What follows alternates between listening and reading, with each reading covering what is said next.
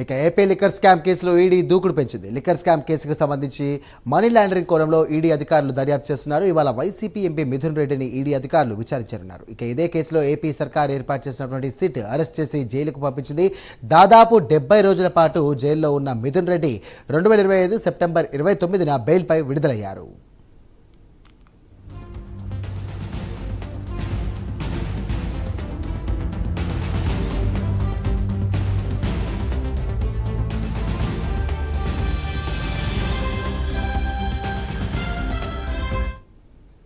గత వైసీపీ ప్రభుత్వ హయాంలో 3,500 కోట్ల మేర మద్యం కుంభకోణం జరిగినట్టుగా ఆరోపణలు ఉన్నాయి. అయితే మద్యం వ్యాపారుల నుండి భారీ స్థాయిలో కమిషన్లు దండుకొని ఆ సొమ్ము అక్రమ మార్గంలో విదేశాలకు మళ్లింపు చేపట్టినట్టుగా ఆరోపణలు వచ్చాయి. ఇందుకు సంబంధించి విచారణ కోసం ఏపీ సర్కార్ సిట్ ఏర్పాటు చేసింది. ఈ కేసులో సిట్ దాఖలు చేసినటువంటి ఎఫ్ఐఆర్లో విజయసాయిరెడ్డి, మిథున్ రెడ్డితో పాటు పలువురిని నిందితులుగా తేల్చింది.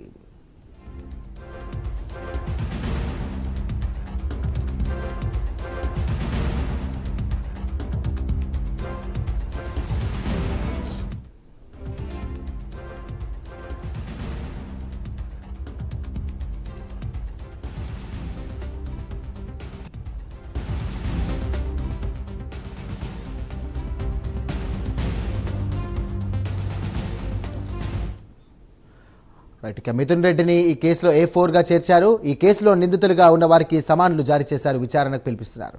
ఇక మాజీ ఎంపీ విజయసాయిరెడ్డికి నోటీసులు జారీ చేసి నిన్న విచారించారు. తాజాగా ఇవాళ మిథున్ రెడ్డిని ఈడీ అధికారులు ఏ విధమైన ప్రశ్నలు అడుగుతారు, ఏ అంశాలు ప్రస్తావించారనేది ఆసక్తిగా మారింది. ఇదే అంశానికి సంబంధించి మరిన్ని డీటెయిల్స్ అందించడానికి మా కరెస్పాండెంట్ అజీం సిద్ధంగా ఉన్నారు. అజీం,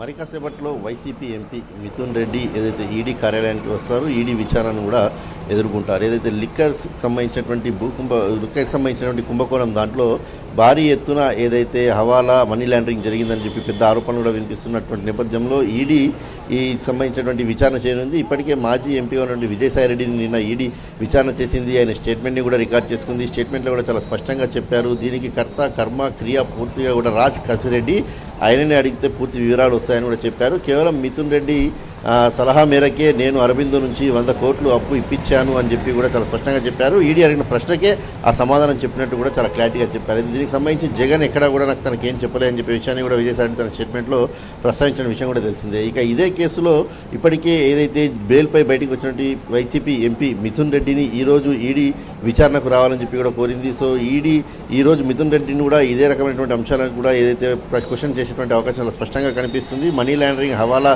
ఈ లిక్కర్ కుంభకోణంలో జరిగినట్టు చాలా స్పష్టంగా తెలుస్తుంది. దీనికి సంబంధించి 100 కోట్లు ఏదైతే మనీ లాండరింగ్ జరిగింది, సో దీనికి సంబంధించి ఈ విషయాలన్నీ ఎవరి ఆధ్వర్యంలో జరిగాయి అంటే ఇటువైపు మనం చూస్తున్నాం చాలామంది పేర్లు వినిపిస్తున్న రాజ్ కసిరెడ్డి కావచ్చు, సజ్జల శ్రీధర్ రెడ్డి, అలాగే మిథున్ రెడ్డి, ఇలా చాలామంది A5 వరకు కూడా దీంట్లో కేసులు కూడా నమోదు చేశారు. వీరందరికీ కూడా ఇప్పటికే సమాన్ కూడా జారీ చేశారు. వీరి విచారణ కూడా ఒకవైపు కొనసాగుతుంది. ఇప్పటికే వీరు అక్కడ ఉన్నటువంటి విచారణ కూడా ఎదుర్కొంటున్నారు. జైలుకు కూడా పోయించినటువంటి వ్యక్తులు కూడా ఉన్నారు, బెయిల్పై బయటకు వచ్చారు. సో ఈ నేపథ్యంలో ఈడీ కూడా దీనిపై చాలా తీవ్రంగా ఫోకస్ చేసింది. మనీ లాండరింగ్ ఎవరు చెప్తే జరిగింది, అసలు ఎక్కడి నుంచి తీసుకున్నారు, దీంట్లో జగన్ పాత్ర ఉందా లేదా, దీంట్లో విజయసాయి రెడ్డి పాత్ర ఏ మేరకు ఉంది, ఇలాంటి ప్రశ్నలన్నీ కూడా ఈరోజు మిథున్ రెడ్డిని అడిగేటువంటి అవకాశం కూడా కనిపిస్తుంది. అయితే ఈ విచారణ కూడా సుదీర్ఘంగా కొనసాగేటువంటి అవకాశం కనిపిస్తుంది. ఈ 11 గంటలకు ఈడీ కార్యాలయానికి మిథున్ రెడ్డి చేరుకుంటారు. చేరుకున్న తర్వాత సాయంత్రం వరకు కూడా ఈ విచారణ కొనసాగేటువంటి అవకాశం కనిపిస్తుంది. ఎందుకంటే ఈరోజు మిథున్ రెడ్డి స్టేట్మెంట్ కూడా ఎలాగైతే నిన్న విజయసాయి రెడ్డి స్టేట్మెంట్ రికార్డ్ చేశారో ఈరోజు మిథున్ రెడ్డి స్టేట్మెంట్ కూడా ఈడీ రికార్డ్ చేయనున్నట్టు కూడా మనకు తెలుస్తుంది. సో ఈ నేపథ్యంలో ఎలాంటి స్టేట్మెంట్ ఇస్తారు మిథున్ రెడ్డి, ఎందుకంటే ఇప్పటికే జైలుకి వెళ్ళొచ్చారు, బెయిల్పై ఉన్నారు.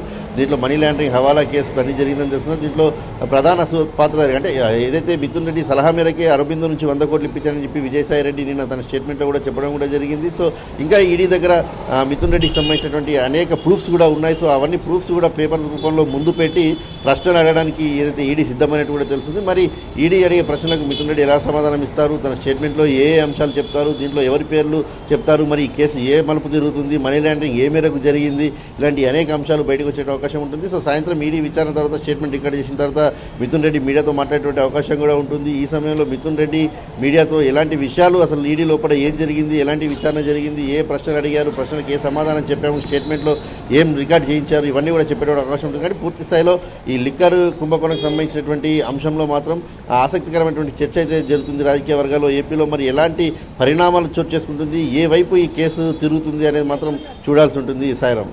Thank you Azeem.